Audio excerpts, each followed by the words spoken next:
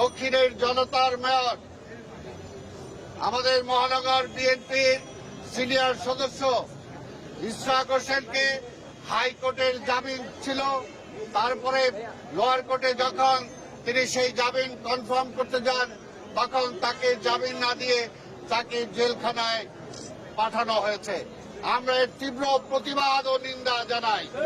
আজকে যদি আইনের শাসন থাকে তাহলে হাইকোর্ট হলো সর্বোচ্চ কোর্ট, সেই কোর্টের আদেশ যদি না মানে তাহলে এখানে আর কিসের আইনের শাসন? তাই ভাইরা আমার, আজকে ইশরাক হোসেন আপনারা দেখেছেন, এর আগেও তাকে গ্রেপ্তার করেছে। আজকে ইশরাক কেন?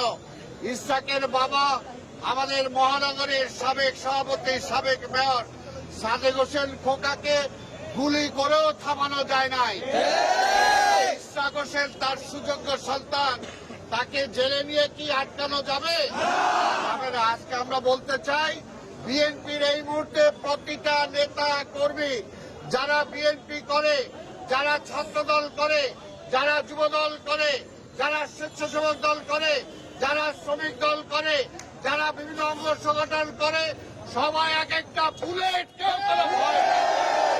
যতই গুলি করেন জেলে নেন, আমরা জেলখানারে ভয় পাই না।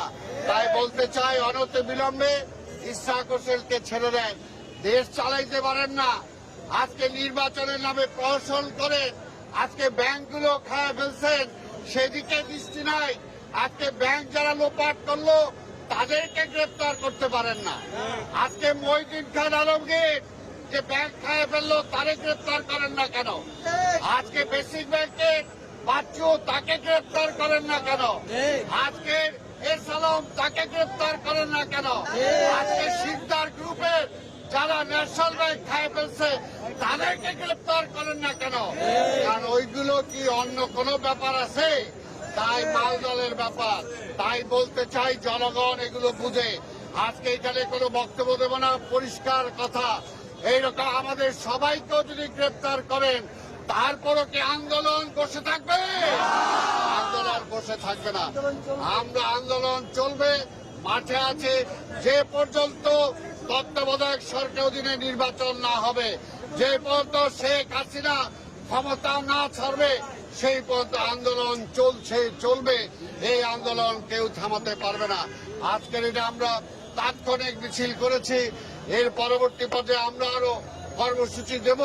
সেই কর্মসূচি আমরা আশা করি মহানগর দক্ষিণ সবাই সেটাকে সফল করবেন।